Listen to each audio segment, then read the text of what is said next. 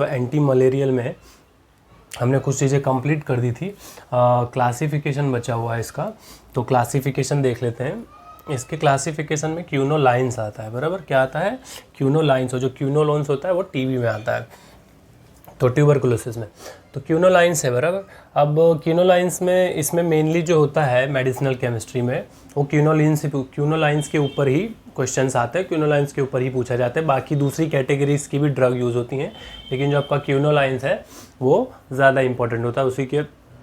वैसे तो देखा जाए तो GTU, अगर GTU के स्टूडेंट हैं आप लोग, तो अगर गुजरात टेक्नोलॉजी यूनिवर्सिटी में आपकी GTU के अंडर आपकी कॉलेज आती है, तो ये वाला जो होता है एंटी मलेरियल, इसमें से तो क्वेश्चन बनते हैं एक सार के ऊपर से, स्ट्रक्चर एक्टिविटी रिलेशनशिप वाले क्वेश्चन आते हैं, और एक दूसरा आता है सिंथेसिस, बराबर। तो ये दो चीज़ के ऊपर, यानी इस यानी कि आपके एंटी मलेरिया में जितने भी, एक शायद सार होगा, एक इसका सार होगा क्यूनोलाइंस और सार ऑफ क्यूनोलाइंस, और दूसरा एक शायद क्यूनोनाइन या क्लोर क्यूनिनाइन, ये या ये दोनों में से किसी एक पे सिंथेसिस आता है। तो और एक ये भी था शायद प्रोग्वानिल, या इन दोनों में से कोई एक था, बराबर। तो इसमें से जो सार और सिंथेसिस होते हैं वो ज़्यादा इंपॉर्टेंट होते हैं, बराबर। तो सार और सिंथेसिस इस एंटी मलेरियल वाले में सार और सिंथेसिस ज़्यादा पूछे जाते हैं। किस में? एंटी मलेरियल में, बराबर। सार और सिंथेसिस में ज़्यादा पूछा जाता है GTU के हिसाब से बात करो। बाकी क्या अगर आप दूसरे हैं तो उनका पता नहीं, क्वेश्चन रिपीटेड चेक कर लेना तो पता चल जाएगा। तो स्टार्ट करते हैं। जैसे कि इसमें क्यूनोलाइंस है, तो क्यूनोलाइंस में कौन से आते हैं? सिंसोना एल्कोलॉइड आता है, बराबर। एक कैटेगरी है 3, एक सिंसोना एल्कोलॉइड, 4 अमीनो क्यूनोलाइंस और 8 अमीनो क्यूनोलाइंस, बराबर। तो सिंसोना एल्कोलॉइड में कौन सा आता है? क्यूनिनाइन आता है और क्यूनिडाइन आता है। उसके बाद 4 अमीनो क्यूनोलाइंस में कौन सा आता है? क्लोर क्यूनी आता है और अमेडा क्यूनी आता है, बराबर। प्रोनाउंसिएशन अगर गलत हो तो माफ़ कीजिएगा। 8 अमीनो क्यूनोलाइंस। अब 8 अमीनो क्यूनोलाइंस में कौन सा आता है? प्रीमा क्यूनी और पामा क्यूनी, बराबर। प्रीमा क्यूनी और पामा क्यूनी, बराबर। और नाइट अमीनो एक्रीडाइंस, बराबर। तो ये दूसरा हो गया। अब ये दूसरा आता है नाइट अमीनो एक्रीडाइंस। यहाँ जो है ये एक्रीडाइंस है, यहाँ भी क्यूनोलाइंस आ रहे थे, बराबर। तो इसमें कौन सा आता है? इसमें आता है क्यूना एक्राइन हाइड्रोक्लोराइड, बराबर। उसके बाद आता है 2,4 डाई अमीनो पायरेमिडीन्स, बराबर। 2,4 डाई अमीनो पायरेमिडीन्स, यानी इसमें पायरेमिडीन ग्रुप होता है। तो कौन सा इसमें आता है? पायरीमेथामाइन, बराबर।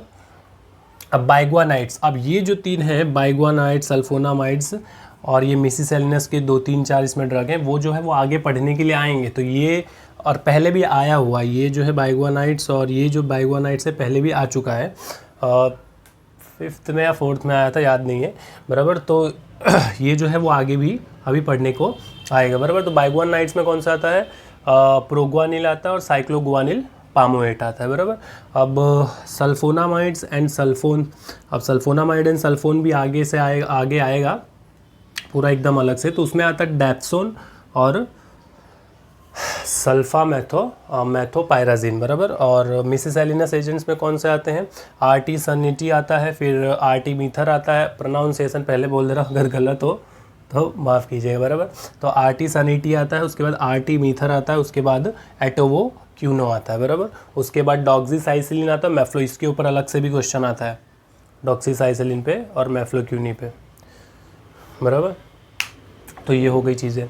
अब इसका हम लोग क्यूनोलाइंस का जो है इसका मोड ऑफ एक्शन पढ़ लेते। क्या मोड ऑफ एक्शन? चलिए फिर आगे देखते हैं। तो अब मैकेनिज्म ऑफ एक्शन क्यूनोलाइंस का, बराबर। तो मैकेनिज्म ऑफ एक्शन क्या होता है क्यूनोलाइंस का, वो देखते हैं, बराबर।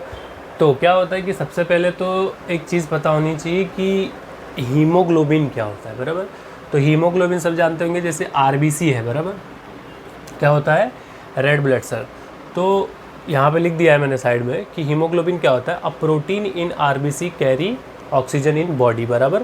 तो यानी हीमोग्लोबिन जो होता है एक प्रोटीन होता है RBC के अंदर, जो कि ऑक्सीजन को कैरी करता है और ऑक्सीजन को प्रोवाइड करता है पूरी बॉडी में, बराबर। तो हीमोग्लोबिन हो गया, बराबर।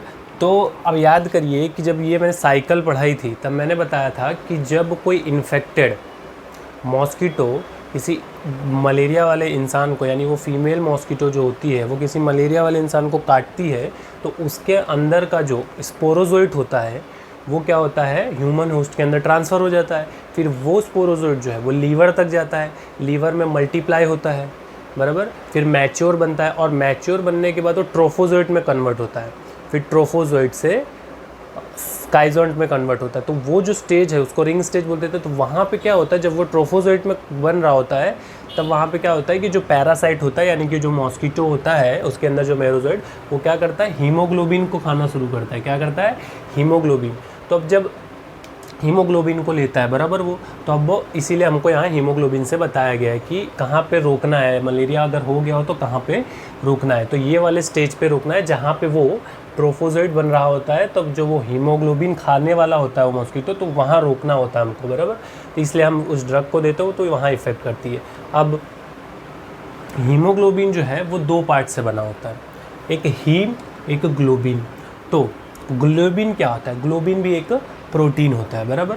और हीम क्या होता है, तो हीम क्या होता है, iron containing molecule important for biological process, यानी कि एक आयरन कंटेनिंग मॉलिक्यूल होता है और जो कि बायोलॉजिकल प्रोसेस के लिए बहुत ज़्यादा इम्पॉर्टेंट होता है।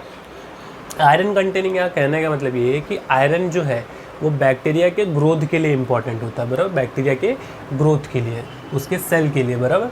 तो ये पता चल गया कि ग्लोबुलिन एक प्रोटीन होता है, हीम। तो जब ये हीमोग्लोबिन बनता है तो इन दोनों के मिक्सचर की वजह से बनता है। तब ये जब पैरासाइट खाता है तो क्या करता है कि ये ग्लोबुलिन वाले पार्ट को तो ये खा लेता है, ग्लोबुलिन यूटिलाइज बाय पैरासाइट, लेकिन ये हीम को नहीं खाता है, क्योंकि हीम क्या होता है, highly toxic for parasite. Haem जो होता है वो हाईली टॉक्सिक होता है पैरासाइट के लिए। क्यों, क्योंकि जो हीम होता है उसका बॉडी में फंक्शन क्या होता है कि जब वो हीमोग्लोबिन ब्रेक होगा, यानी हीमोग्लोबिन ब्रेक होगा तो ब्रेक होगा तो हीम प्लस ग्लोबुलिन में होगा, तो ग्लोबुलिन तो प्रोटीन अलग चला जाएगा। लेकिन जब हीम ब्रेक होता है तो वो क्या करता है, वो इनहिबिट करता है एंजाइम्स को। कैसे एंजाइम्स को, प्रोटीएज और डीएनए पॉलीमरेज। डीएनए पॉलीमरेज क्या होते हैं, वो एंजाइम जो कि डीएनए के रेप्लिकेशन यानी डीएनए के कॉपीज़ बनाते हैं, उनको डीएनए पॉलीमरेज बोलते हैं, बायोटेक्नोलॉजी में पढ़ा होगा। अब ये प्रोटीएज क्या होते हैं, प्रोटीलाइटिक एंजाइम होते हैं, प्रोटियोलाइटिक एंजाइम होते हैं जो कि प्रोटीन को ब्रेक करते हैं, फिर वो छोटे छोटे फ्रेगमेंट्स में तोड़ते हैं, फिर वो बैक्टीरिया उनको यूज़ करके ग्रोथ होता है, बराबर। तो ओवरऑल हीमोग्लोबिन बॉडी में था, बराबर, उसने पैरासाइट ने उसको खाया तो उसमें से ग्लोबुलिन तो यूज़ कर लिया उसने, लेकिन हीम नहीं खाया। तो हीम क्यों नहीं खाया, क्योंकि वो हाईली टॉक्सिक होगा। पैरासाइट क्यों होगा बता दिए, क्योंकि वो एंजाइम को इनहिबिट कर देगा। अगर यही एंजाइम उसके अंदर पहले से इनहिबिट हो जाएंगे तो फिर दिक्कत हो जाएगी। तो वो क्या करता है, इसको नहीं खाता है, वो और ज़्यादा चालाक होता है। तो वो क्या करता है कि अपने अंदर वो जो पैरासाइट होता है वो क्या करता है, यूज़ करता है डिटॉक्सिफिकेशन टेक्निक। डिटॉक्सिफिकेशन टेक्निक की मदद से वो क्या करता है, हीम नहीं करता है, वो क्या करता है, हीम को कन्वर्ट, यानी कि जो हीम का और छोटे मॉलिक्यूल्स होंगे जैसे कि मोनोमेरिक हीम, बराबर, एक की बात करें मोनोमेरिक हीम, जिसको हम अल्फ़ा हेमाटिन भी बोल सकते हैं, बराबर। तो ये क्या करता है, इस वाले को क्या करता है, डिटॉक्सिफिकेशन टेक्निक की मदद से ये क्रिस्टलीन पॉलीमर हेमोजोइन फॉर्म में कन्वर्ट कर देता है। और ये वाला जो होता है वो नॉन टॉक्सिक होता है, haemozoin, non toxic for parasite. तो अब ये क्या करेगा, ये खाएगा और अपना ग्रोथ करता जाएगा, और ऐसे ऐसे धीरे धीरे पैरासाइट जो है वो बॉडी में फैलता जाएगा, और हमारा मलेरिया जो है वो सीवर होते जाएगा, डेंजर होता जाएगा, बराबर। तो ये था। अब इसको, ये तो मैंने पूरा ओवरऑल समझा दिया, बराबर। और हाँ, एक चीज़, बॉडी में जो हीमोग्लोबिन होता है तो आपको जैसे पता होगा कि आरबीसी है, बराबर, तो रेड ब्लड सेल है। तो रेड ब्लड सेल शायद 120 दिन के बाद जो है वो उसका काम ख़त्म हो जाता है और वो ब्रेक होके निकल जाता है। तो वो जब वो ब्रेक होता है तब वो टूटता है, और जब वो ब्रेक होता है तो जब है तब ये हीम प्लस ग्लोबुलिन में डिग्रेडेशन होना उसका शुरू होता है, फिर वो फीसस से बाहर निकल जाता है, क्योंकि ये आरबीसी का काम पूरा हो गया तो वो 120 दिन के बाद बाहर चला जाएगा, बराबर। तो हीमोग्लोबिन का क्या था, लिख दिया है हीम। तो अभी आप कॉन्सेप्ट समझ गए होंगे, बराबर। अब इसको मैं अच्छे से लिख देता हूँ कि एग्ज़ाम में आएगा तो कैसे लिखना है, बराबर। तो मैं इसको मिटा के अच्छे से लिख देता हूँ कि एग्ज़ाम में अगर मेडिसिनल केमिस्ट्री के या अगर कहीं पे भी जैसे कि कोलोजी में भी काम आए तो उसको कैसे लिखना है। वैसे तो जैसे बोला है उसके हिसाब से अगर लिखना चाहो तो उसके हिसाब से लिख सकते हो। अब ये मैंने लिख दिया है, अब इसको आप अच्छे से लिख सकते हो और जैसा समझा है उसके हिसाब से अगर आपको खुद से बना के लिखना हो तो खुद से भी बना के लिख सकते हैं। बाकी आप इतना अगर लिख देंगे कि हीमोग्लोबिन जो है वो हीम में कन्वर्ट होता है, हीम से हेमोजोइन बनता है, और हमारी जो ड्रग्स होती हैं क्यूनोलाइंस वाली वो यहाँ पे काम करती हैं, यानी वो क्या करती हैं, वो इनहिबिट करती हैं फॉर्मेशन ऑफ हेमोजोइन। यानी ड्रग हमारी काम करती है कि वो हेमोजोइन ना बनाने पाए। अगर वो हीम तक रहेगा तो हीम तो उसके लिए टॉक्सिक है पैरासाइट के लिए, तो हीम तक रहेगा तो नो प्रॉब्लम, लेकिन अगर जब वो हीम से हेमोजोइन में कन्वर्ट हो जाएगा तब वो पैरासाइट के लिए टॉक्सिक नहीं रहता है। तो इसीलिए जो है वो अगर हीम तक रहेगा तो चलेगा, हीमोजोइन में अगर वो कन्वर्ट हो जाएगा तो पैरासाइट के लिए और अच्छा हो जाएगा। इसीलिए हम लोग यहाँ पे देते हैं कि हीम तक ही रहे, क्योंकि हीम तो टॉक्सिक है उसके लिए, तो वो ऑटोमेटिकली मर जाएगा, बराबर। तो ये लिख दिया quinoline inhibit the formation of hemozoin, और hemozoin is obtain by the heme by the digestion of haemoglobin. अब इसके आगे भी लिख सकते हैं कि it inhibit the conversion on heme from hemozoin by using detoxification technique.